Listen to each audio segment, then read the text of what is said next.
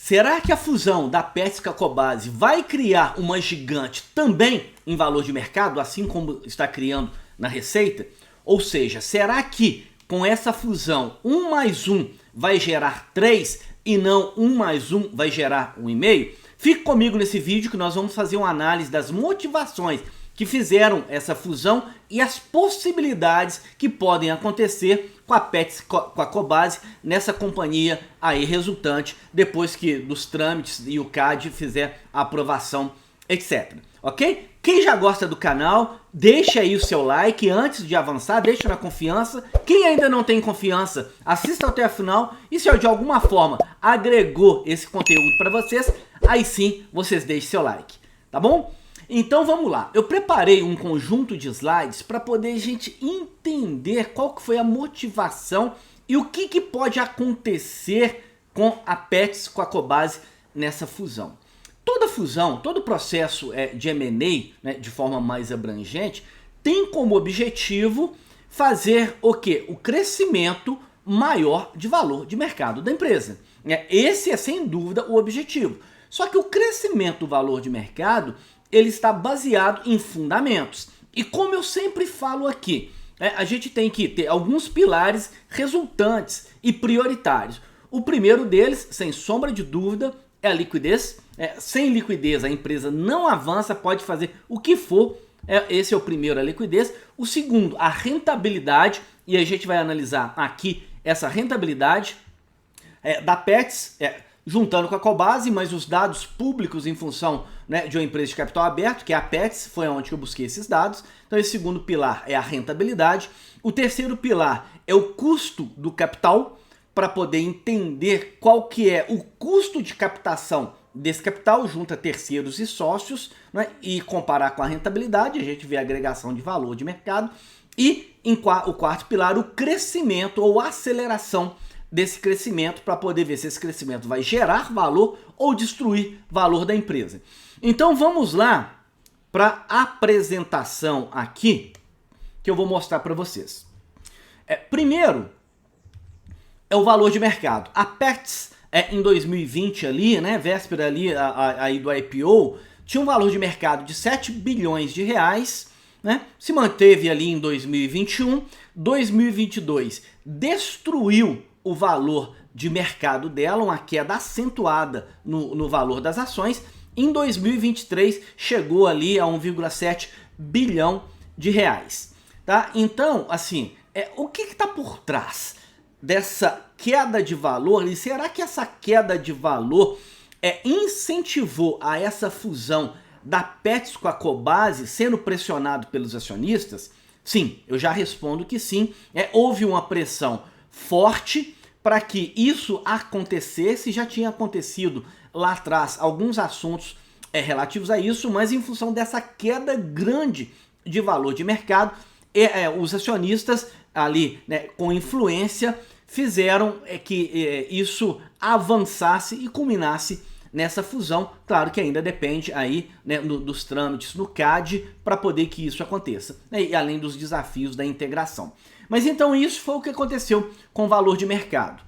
Agora, a receita da Petz, como que foi a evolução pós-IPO? Foi uma evolução muito significativa.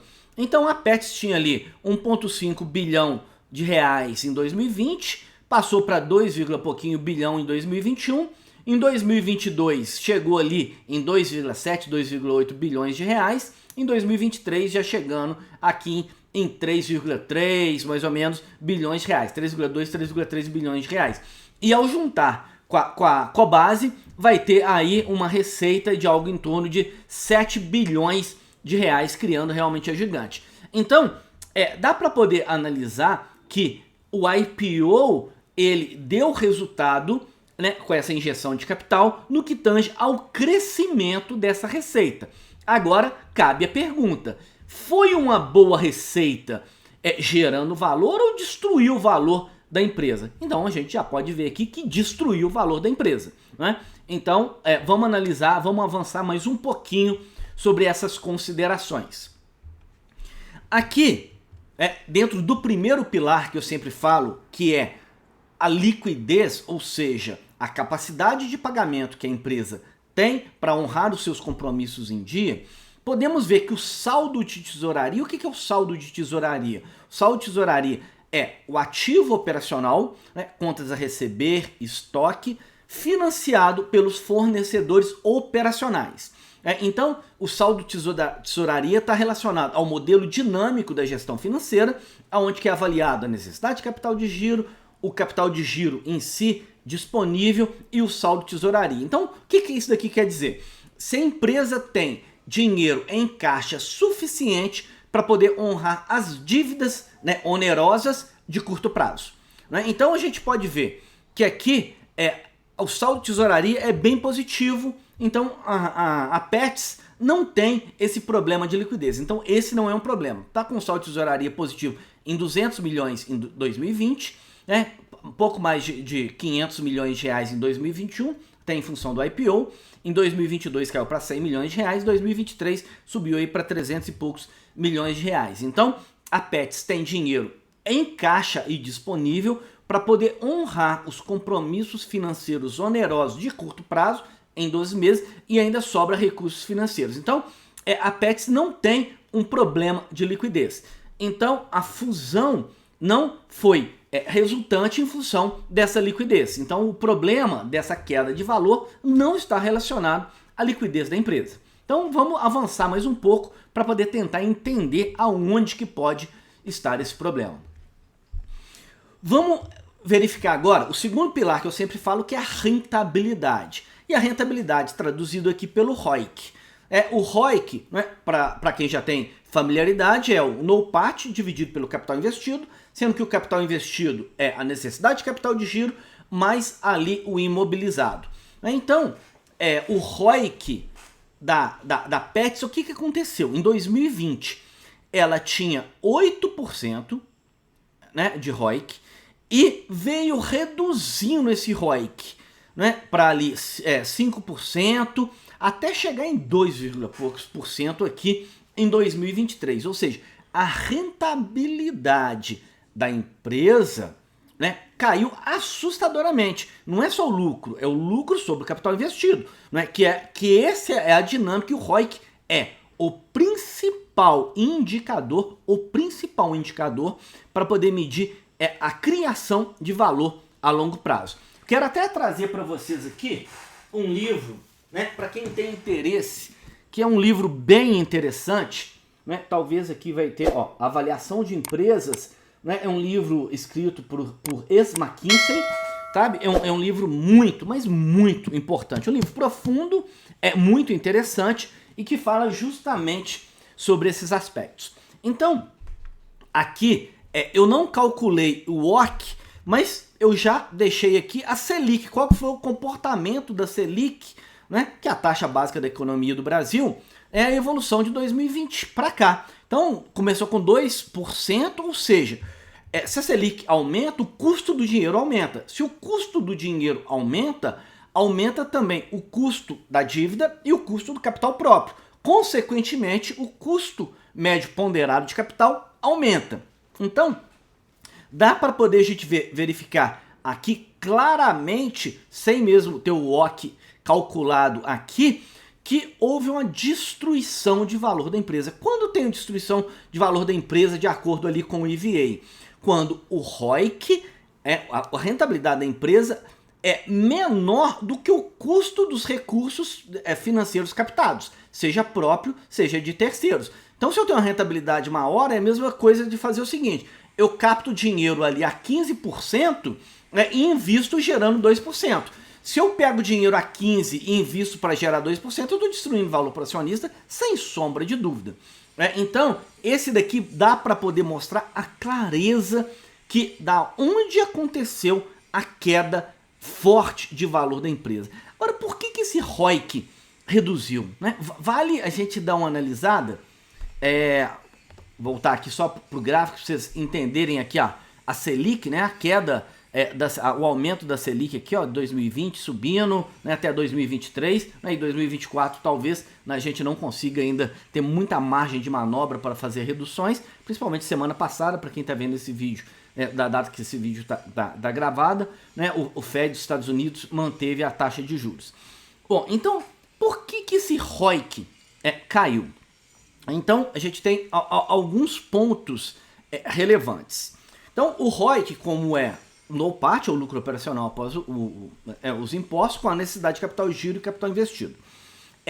As lojas chinesas, né, fizeram uma grande parte para pressionar os preços e pressionar a margem das empresas. Deixa eu voltar aqui para a tela. Para pressionar a margem das empresas. Né? Além disso, lojas de bairro também, né, ali reduzindo os preços, forçou muito a Petz a reduzir os preços, né, com descontos, etc. Então, isso pressionou o lucro. Né? O preço é uma alavanca fortíssima na criação de valor. Então, pressionou muito o lucro. Então, eu pressionei o numerador do ROIC. E, em contrapartida, houve uma agressividade em função do recurso captado de expansão de lojas, né? Junto Petz e Cobasi no mesmo bairro ali, uma do lado da outra, se degladiando. Né? Ou seja, quando eu invisto muito forte, né, ali em imobilizado, abertura de lojas, eu estou aumentando muito o meu denominador do meu capital investido, junto com a necessidade de capital de giro, também em função do aumento das lojas. Então o que aconteceu? Por problemas na precificação e tudo, aumentando muitas despesas administrativas em função do crescimento, perder totalmente a produtividade, o NOPAT reduziu. Então o meu numerador ali reduziu. E ao mesmo tempo eu aumentei o meu denominador, que é a necessidade de capital de giro, mas o meu capital ali imobilizado. Então eu destruí o ROIC. Quando eu destruo o ROIC, ele está diretamente relacionado ao valuation da empresa. Então, nessa ânsia por crescer a qualquer custo, a Petz realmente destruiu o valor. Então vamos avançar mais um pouquinho aqui no gráfico.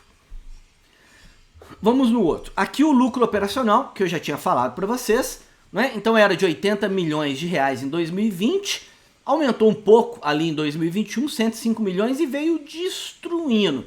E aí eu analisei o DRE, quem tiver interesse pode me pedir aqui no YouTube que eu passo essa análise de forma mais detalhada. Melhor, eu vou até deixar aqui já o link com o arquivo para vocês baixarem esse arquivo. Então, e eu analisei o que aconteceu. A margem de contribuição reduziu drasticamente da Petz. O SG&A, né, que são as despesas gerais administrativas de vendas, subiram assustadoramente, né, e com isso destruiu o lucro operacional. Então, que é a parte do denominador do ROIC. Então, isso que foi o que aconteceu. O lucro líquido, aqui, destruiu de 4%, caiu para 0,5% aqui. Então, né, na mesma toada, destruindo a lucratividade da empresa. E o capital investido. Olha o que aconteceu com o capital investido. De 1 bi aqui perto de 2020, né, ele chegou aqui a 2,8 bilhões de reais. Ou seja, enquanto o NOPAT cai, né, o capital investido sobe. Então, com tudo isso, né, deixa eu ver aqui foi o último slide. Com tudo isso, deixa eu voltar para a tela principal. Com tudo isso, destruiu o valor da Petz. E aí, ao destruir o valor da Petz, por esse apetite demasiado por crescimento, né, e aqui vale um ponto, pessoal. Quando eu devo crescer de forma mais agressiva? Quando o meu ROIC é maior do que o meu custo de oportunidade, que é o meu custo de capital. E aí eu invisto em crescimento. Agora, se o meu ROIC é menor do que o custo de capital, eu conserto primeiro o meu ROIC, né, antes de crescer, porque senão eu vou destruir valor, e é isso que aconteceu. Então, aí, o que vai gerar daqui para frente com essa pressão e essa fusão que teve pelos acionistas? Vai tentar ter ganhos de sinergia, começar a fechar lojas, né, para poder, ao fechar lojas, vai reduzir o SG&A, né, o custo ali administrativo e de vendas, etc. Vai reduzir o capital investido também para poder tentar enquadrar num ROIC interessante. Então esses ganhos de sinergias que é o que vai tentar fazer. Só que isso tem vários desafios, principalmente que são empresas semelhantes, né? E aí na literatura de M&A, muitas das vezes de empresas semelhantes, pode que a fusão não dê muito certo, né? Então, por diversos fatores. Então é o seguinte, pessoal, essa daqui é a análise, a gente precisa entender, e eu vou acompanhar esses resultados, de se os ganhos de sinergia previstos pré-fusão vão ser realmente concretizados e se isso vai realmente voltar a criar valor para a empresa, que é um ponto fundamental.